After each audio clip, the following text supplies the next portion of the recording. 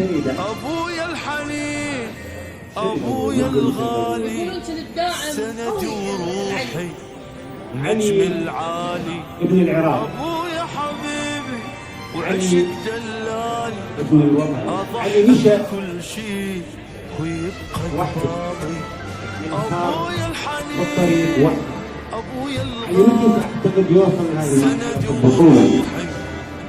علي كان يختلف عن اخوه في كل الاحوال.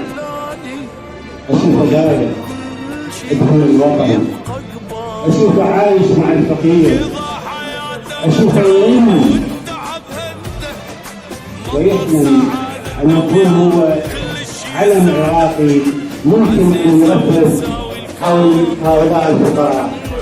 وفجأة شاهدت علي يلوح في سماء الأفق وهو يحمل هذا البرنامج الراقي، هذا البرنامج الذي أسعد الفقير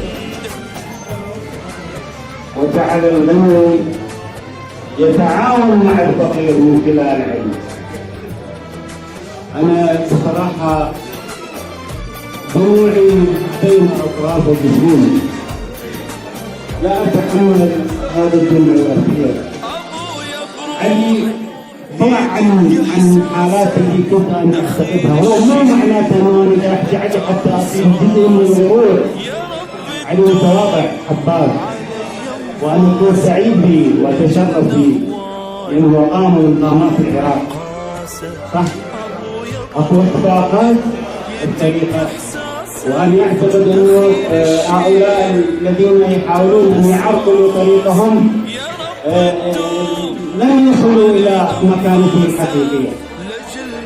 الطريقة بنفسه وعرف شلون يجذب الناس من خلال إنسانيته ورحمته. أبي عاطف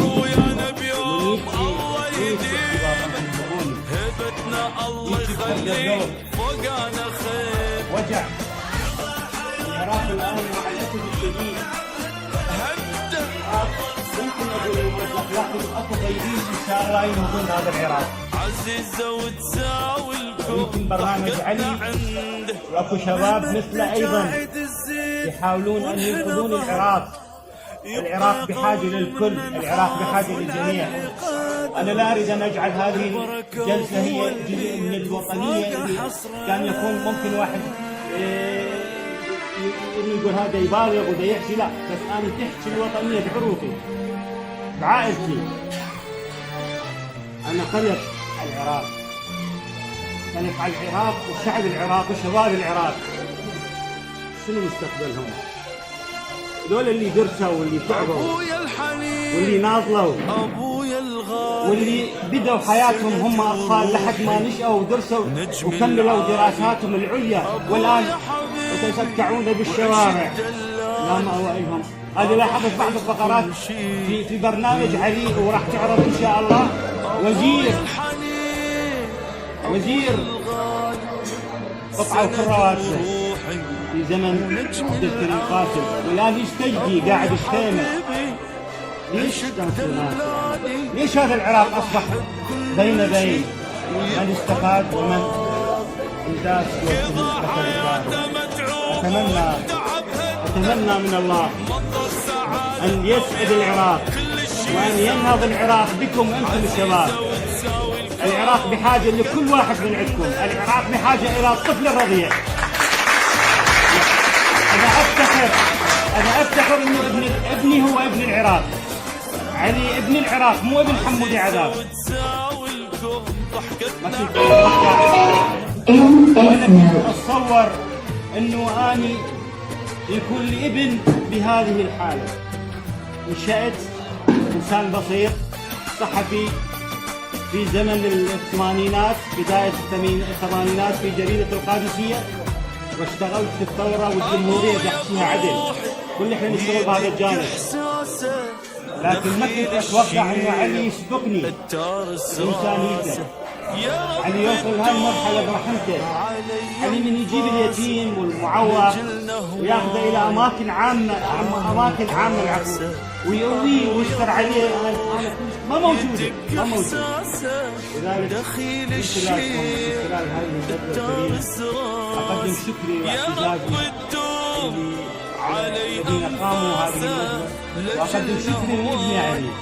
أنا ما أشوفه على الكرم، أنا ما أشوفه والله يطلع الصبح يجي لك 2 بالليل 3 بالليل، والله العظيم. لذلك يسمع القرآن لأنه الله قاعد يصلي، ما قاعد يصلي، قلت مين قاعد يصلي؟ لأن أشوفه مشغول وبريدي تعبان يقعد ينام. أتمنى من الله أن يوفقه ويوفقهم، وأتمنى من كل شباب العراقيين أن يهدوا حذو طريق علي، لأنه هو الآن أصبح مدرسة. يعني هسه أغلب الفضائيات في العراق بدأت تقلد برنامجه، بدأت تستحدث برامج إنسانية، وهذا شيء شرف عظيم، شرف كبير. يعني أعتقد أنه البرنامج هو أخذ صدى كبير، والحمد لله والشكر. لذلك أنا أتمنى لك الموفقية والنجاح، لكن أريد بعض الأشياء تجيب لي إياها في العزيمة حتى الدرجات.